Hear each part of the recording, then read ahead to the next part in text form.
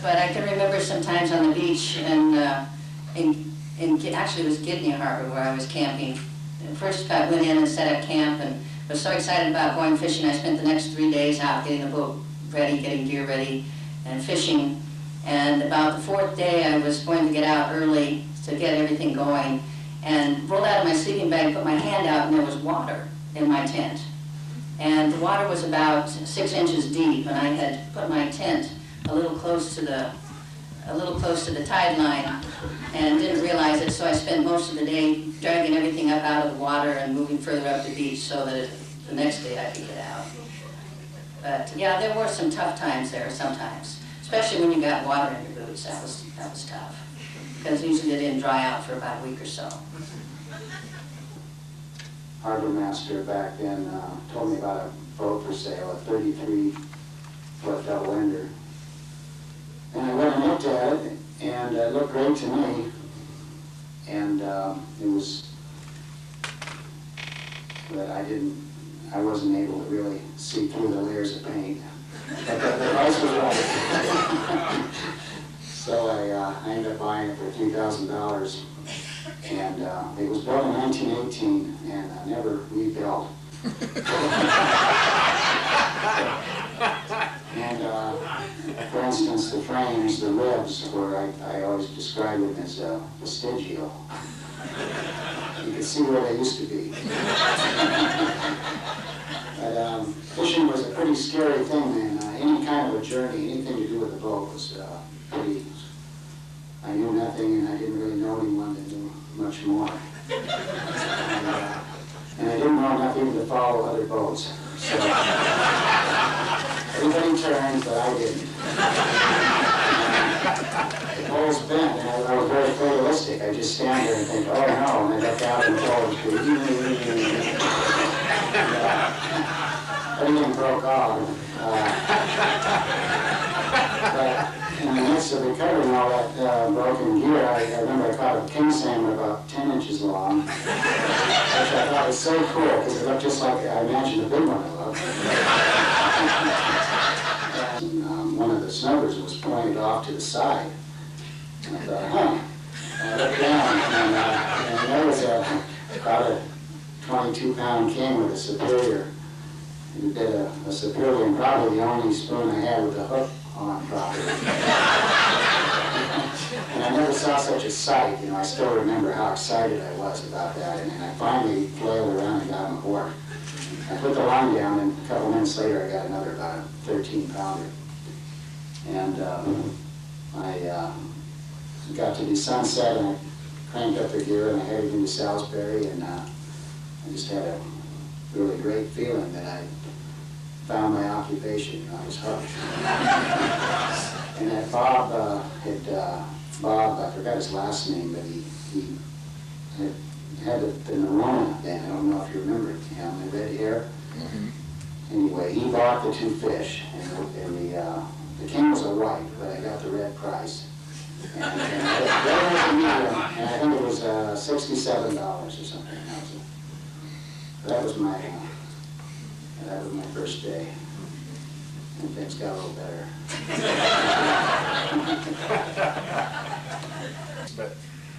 So anyway, after a couple days of fishing king salmon, I think we had 3 for about 3 days, and we decided to go over to the Cape and try that. And we kept shaking all these small king salmon. All day we shook these small king salmon, and they were really pesky, you know, and I think we had 1 or 2 kings. And so that night I went into the scow, and we were unloading our big handful of king salmon. I was complaining to one of the other guys, boy, there were sure a lot of small kings. And he says, well, I didn't catch any. We sure had a lot of cohos around. So that was kind of how it was for me, I guess. It's a great life. You know, I wouldn't trade it for anything, and I know there's a lot of other people here that have done it too. People thought we were crazy. Our parents thought we were absolutely insane. And there was one point in time when we got down to LA, and I was freaking out because the relatives didn't have a car seat to put my young daughter in when we were about to drive out on the LA freeway. And they said, now let me get this straight. You take your kids out on the Bering, or on the Gulf of Alaska in a little tiny boat, and you're worried about not having a car seat here? Okay. Yeah, no, it's been, I think there's no better way to raise kids, because they start out, they learn what it's like to work. And, you know, sometimes it took longer to clean a bin board than it did to, you know, do the whole rest of the, you know, the chores at night. But the kids, they all pitched in, the two kids, they pitched in, they always did what they could, and they always wanted to do a little bit more. And now my daughter, who's 20 and spending her time in college, says it's really hard to think of a career somewhere where you're going to be in an office building when you could be out making a living during the summer in Southeast Alaska. So we may have ruined her, I don't know. Let's see, I think I anchored up in Soapstone Harbor. And the next morning I got up, and I'd gotten over my seasickness by then. And I saw these boats trolling on the soapstone drag, and I thought, well, that might be a good place to try it. So I went out there and I dropped my gear, and in about 5 minutes, maybe 2 minutes, the pole started jumping around, and you know, I had a fish. And so I pulled my gear, and it was the first salmon I ever caught. It was a 35-pound king salmon. It was a beautiful, beautiful fish. And I somehow managed to get that thing on the boat, and I pulled my gear and I ran into the buying scale. And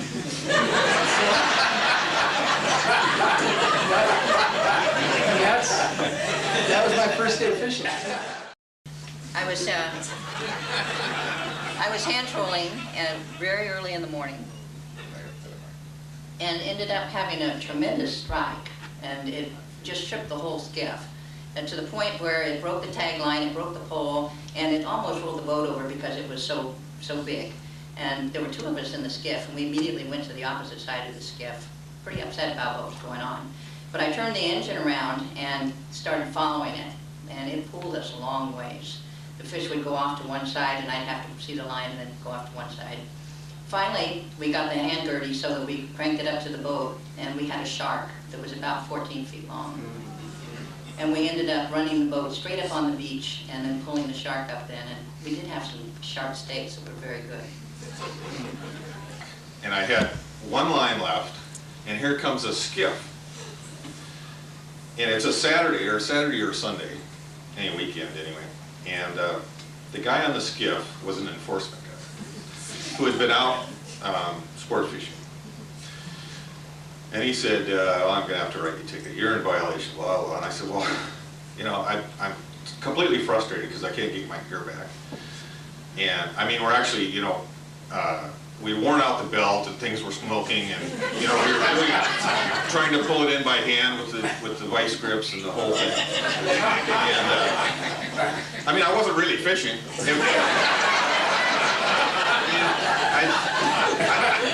I bought my license that morning. It's still on. You know? I mean, I was like 6 hours into my fishing career. And he said, well, you're in violation. I'm going to have to write you a ticket. So we finally, he, you know, made sure that we were going to quit fishing. So he waited until we got the last line up. And on the very last lure, on the very last line, was the very first king salmon that I ever caught. Which was, of course, illegal, so I had to shake it and put my gear back in the boat. Nobody's talked about deckhands. And Eric told me I had to tell this story. Deckhands are often a really unknown quantity. You don't know if they're going to really help you or really hurt you. It's going to be one or the other. Or they'll be gone quick. This one guy I had, his name was Ray Rogers, and he was a logger. I should have known better. I said, okay, look, Ray, I've got this cleaning trough. And it's okay for co-hosts, but you know, if we're out there pitching around, you got a big king salmon there, don't take your hand off that king salmon, or if you got to do something, take it out of the clean trough, lay it down. Okay, boss. He always called me boss. Okay, boss. If I ever lose a king salmon out of that cleaning trough, I'll go overboard after him. And I said, don't do that. You know, just take the fish out of the cleaning trough. Okay, boss. I knew I was in trouble. So he fished the season though, and except for a few times not showing up to unload because he had an appointment with a bottle or something, he was all right. It was when we could still fish king salmon all season, and we were fishing along Icy Point, a nice little peaceful drag there. It was rain thicky, and there was a little ocean swell. You couldn't see very good. And Ray liked fishing. He was left-handed. He liked fishing the port side. He's got this king salmon, this nice king salmon. It's dead, it's landed, it's ready to go, and he's cleaning it, and I'm on the starboard side. I'm doing my thing, and I hear this cussing and swearing. I look over just in time to see this guy taking a flying leap off the stern of my boat. I couldn't believe it. He's head to foot with rain gear, you know. He's got the Southwest hat on and the raincoat, boots, pants, and I didn't have I couldn't take it out of gear in the cockpit. All I had was the throttle, so I slowed it down as much as I could slow it down and run to the pilot house and put it in reverse and backed up through my float bags. And there's Ray. He's about 2 feet underwater. When I get to him, he's right on the starboard side. And I reached down, I grabbed the aft stay with one hand, and I reached down and I didn't want to go over to it. I reached into the water a couple of feet, and I grabbed him, and I pulled him up. And by God, he still had that king salmon in his left hand. So I reached down, and I grabbed that fish. I flipped it aboard. I still had him in my other hand, and after I got that fish aboard, I grabbed him and flipped him aboard. He wasn't real big. He came aboard -1 boot. Probably what saved him only having 1 boot, because he would have been deeper in the water. And I bought him a pair of boots when we got to town. I says, hey, Ray, don't ever do that again. I got in there about midnight, and I threw the anchor out, and I was really beat, you know, and pretty soon I hear slap, slap, slap, slap, slap, slap, slap, slap, slap. You know, what was going on? I said, what's going on down there? He says, there's some mosquitoes in here. And he said, geez, I'm trying to get some sleep, can't you quit? Slap, slap, slap, slap, slap, slap. So I turned my light on, and the whole power house was full of mosquitoes. There must have been 10 million in there. You could almost see the other side of the room.